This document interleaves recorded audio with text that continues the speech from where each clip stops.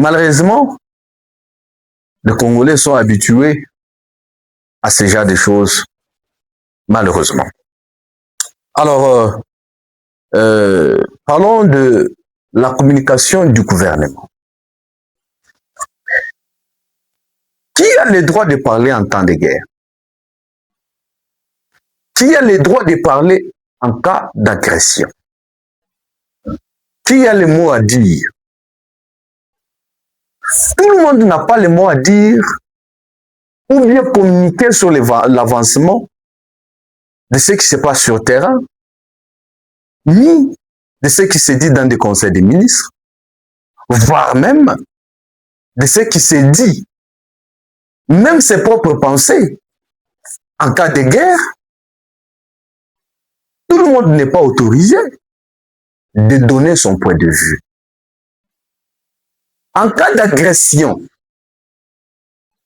il y a au moins 4 personnes qui ont le droit de parler, qui ont le droit de communiquer, qui ont le droit de prendre parole pour donner un point de vue en cas de guerre, en cas d'agression. En premier lieu, nous avons le chef de l'État. Le chef de l'État est le commandant suprême des forces armées et des polices nationales. Le chef de l'État est le garant du bon fonctionnement des institutions. En d'autres termes, le chef de l'État est le gardien de la Constitution.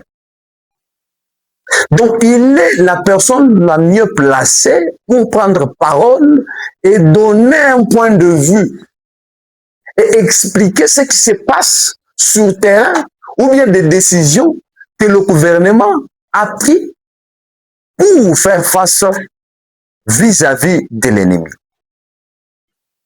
Il est la seule personne qui peut prendre parole et nous expliquer ce qui se passe sur le terrain.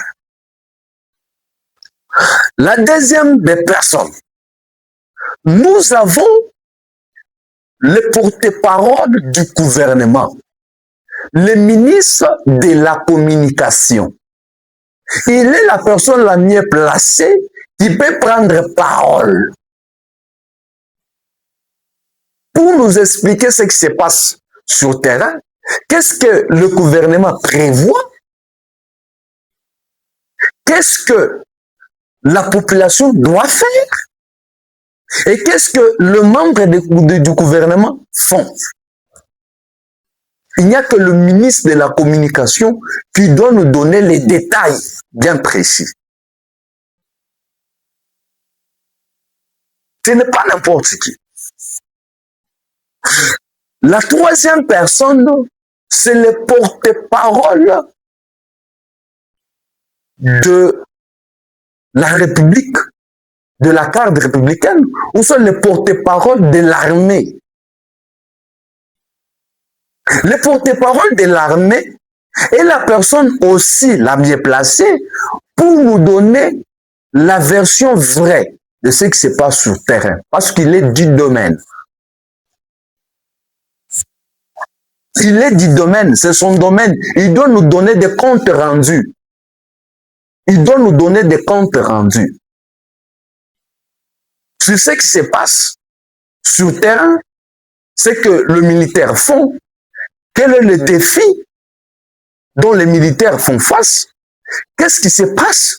Il doit informer la population, les porte-parole de l'armée. Et la quatrième personne, nous avons le journaliste. Le journaliste doit informer. Le journaliste doit donner l'information. Le journaliste doit donner quelque chose de spécial à la population pour que ces derniers soient informés. Et d'où tire le journaliste ces informations? Le journaliste tire des informations données par les ministres de la communication, données par les porte-parole de l'armée. C'est là où le journaliste lui tire ses informations pour informer, pour relier les informations. Il peut faire un peu de point de vue, Mais il ne peut jamais aller en profondeur parce qu'il n'a pas assez de vraies informations, il n'a pas des informations, des éléments, il est limité. Le journaliste est limité.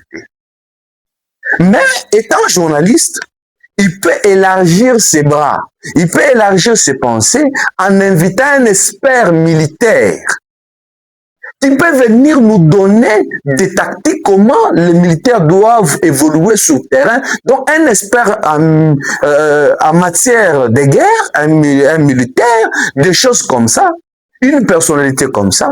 Ces derniers, le journaliste peut le recevoir et il peut donner un point de vue.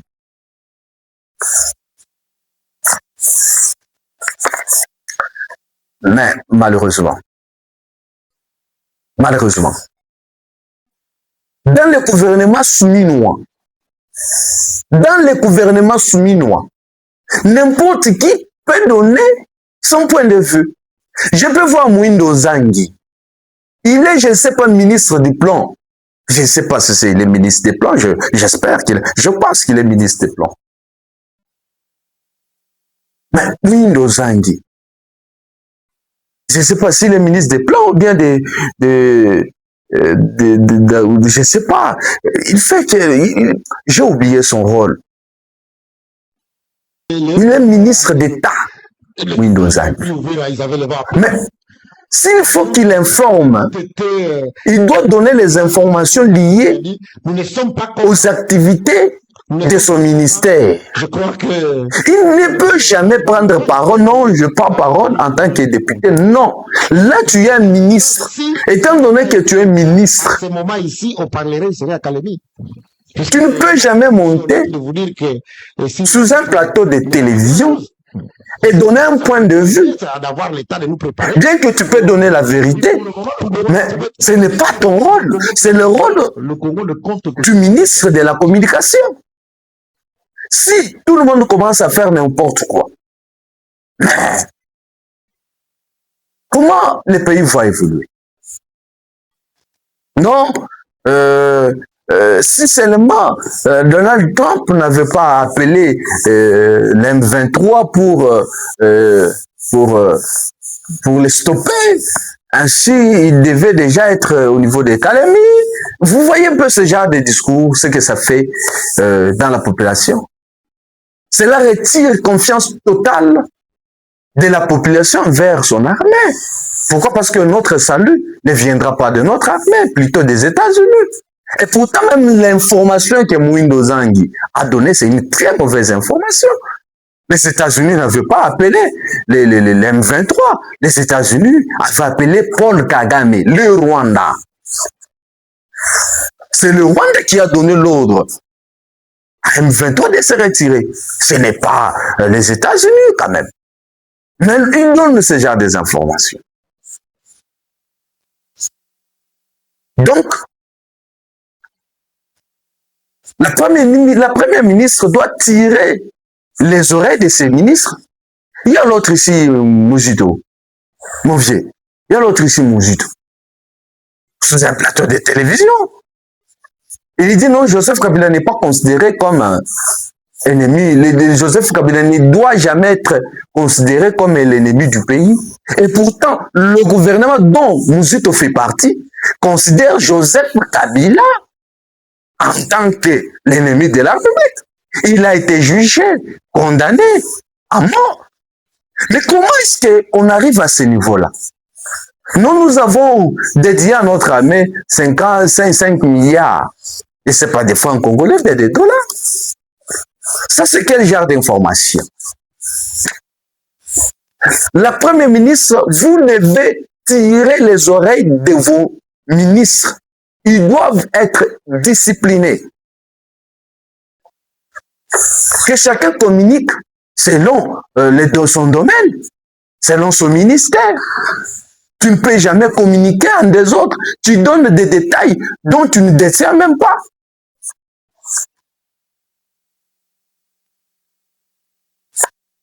Le ministre, même la première ministre, n'a pas le droit de donner des détails sur le plan militaire. Elle n'est pas militaire. C'est lui qui peut donner la position du gouvernement face à l'agression, face à la guerre, c'est le président de la République, c'est le ministre de la communication, c'est le porte-parole de l'armée, c'est le journaliste. Mais quand un ministre prend l'audace de donner ce genre d'informations, vous devez sanctionner cette personne. Ils doivent faire leur travail comme il faut. Vous devez faire votre travail comme il faut. J'ai vu Donald Trump. Mais il défend carrément ce qu'il a fait au Venezuela. Nous allons en parler. Il y aura une édition spéciale sur Venezuela. Donald Trump. Mais regardez qui communique. Si ce n'est que les secrétaires particuliers du président de la République, les secrétaires d'État. Le secrétaire d'État est considéré comme le porte-parole. Le secrétaire d'État est considéré comme le pilier des États-Unis. Lui, là, il peut porter, il peut donner des points de vue, il peut... Donc, dans un pays comme les États-Unis, les choses sont bien ordonnées. Regardez en Russie. Regardez ici, juste à côté de nous, au Burkina Faso. Qui parle de l'armée? Qui parle de ce qui se passe sur les plans militaires? Mais pourquoi chez nous au Congo, toute personne peut dire n'importe quoi? Vous devez tirer vos ministres les oreilles. Chacun doit faire son travail comme il faut. Alors, nous continuons. Juste, nous sommes déjà à la fin. Nous allons parler de la mort prétendue du pasteur Lefoko. Avant tout cela, si vous suivons ceci et on revient tout juste après. Très chers frères et sœurs, est-ce que c'est un mort qui vous parle? Est-ce qu'il est sorti de la tombe pour vous parler? Parce que beaucoup de frères ont perdu la paix et la tranquillité. Parce qu'on leur a dit que le pasteur Lefoko est décédé, il est mort. Ici, je vous prends simplement à témoin. Je vous prends à témoin, est-ce qu'un frère peut être haï jusqu'à ce point où on le tue tous les jours? Avant de mettre le poison, on publie. Un serviteur de Dieu dans le message va mourir bientôt. Et quand cela n'arrive pas, c'est des messages qu'on envoie comme ça. Il est mort. Nous sommes aujourd'hui le 5 janvier 2026. Et nous sommes, je crois, 8h17 en ce jour. Donc, il y a des frères qui m'appellent de tous côtés. Je crois que si on mourait, c'est notre chemin à nous tous. La mort est inévitable. Mais quand nous ne sommes pas encore morts, pourquoi vous voulez précipiter notre départ pour avoir quoi? Mais vous comprenez que c'est toujours ce genre de cabale, ce genre de personnes qui sont moins des démons et de mauvais esprits. Ma mort. Lui là, c'est le pasteur Life, le pasteur Lefoko. Il est pasteur de l'église tabernacle de Lumbashi. Il est également pasteur de l'église Rouge-Gorge de Pointe-Noire. Je parle de la République du Congo, donc le Congo-Brazza. Il est le pasteur de quelques églises. Il est le musicien du monde gospel. Il est croyant, frère du message du temps de la fin. Mais nous sommes fatigués. Nous sommes fatigués. Je me demande, c'est quelle haine?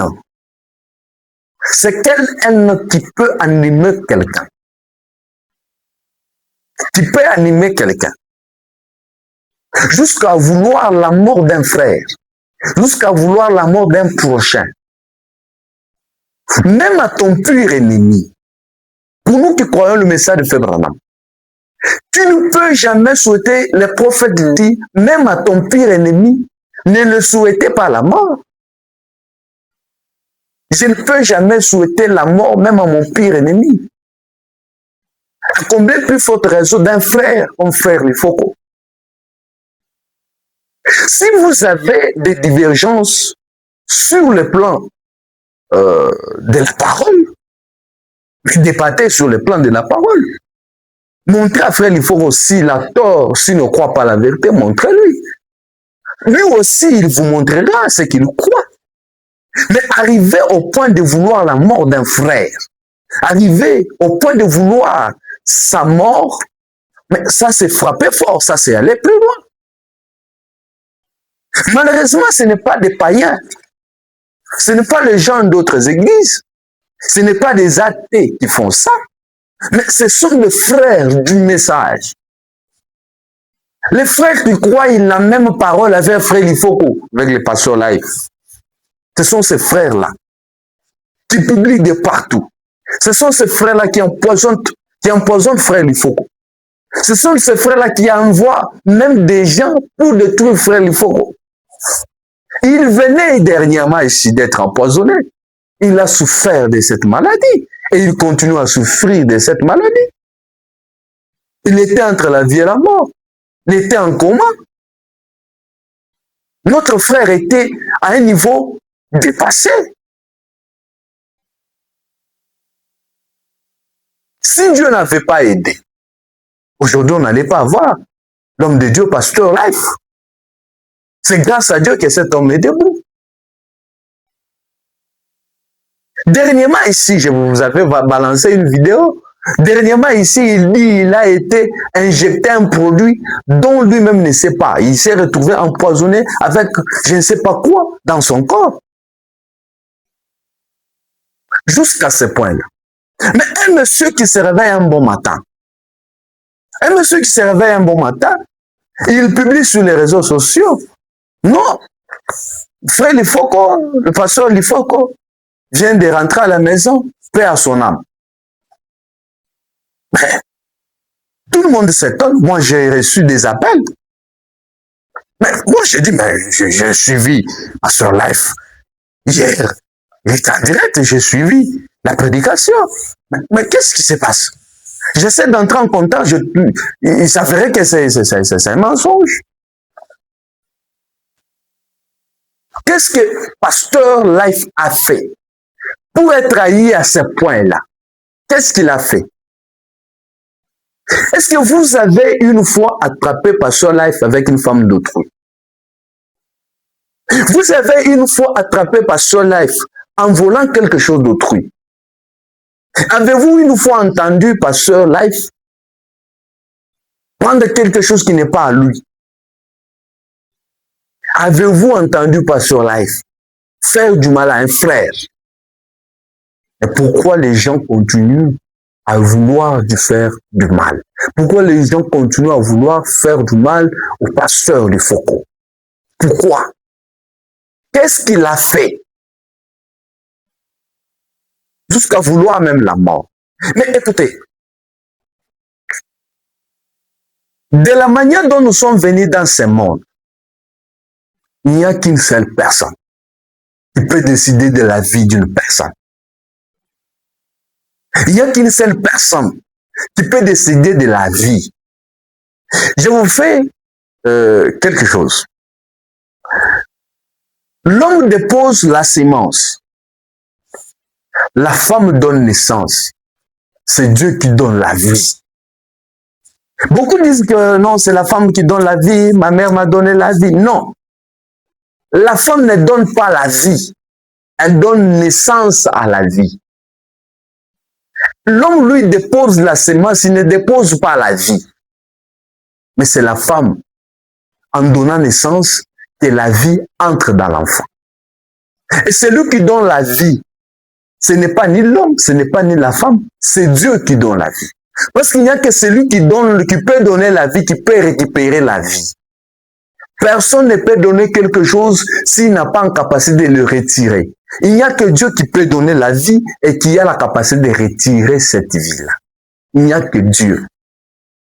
Alors, Peu importe la manière dont tu peux faire des choses, peu importe la manière dont tu peux souhaiter la mort d'un frère, peu importe la manière dont tu peux vouloir tuer un frère, tant que Dieu n'a pas décidé, tant que Dieu n'a pas encore décidé de lui, tu feras le tout possible, tu feras tout ce que tu voudras.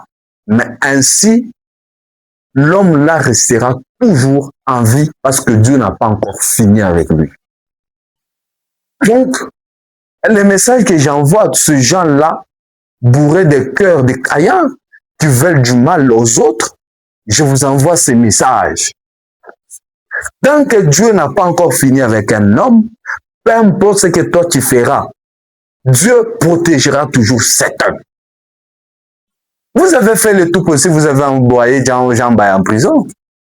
Nous savons que ce qui s'est passé avec Pasteur Jean Baye, c'était un coup d'État. C'était un coup qui a été fait pour vider l'homme de Dieu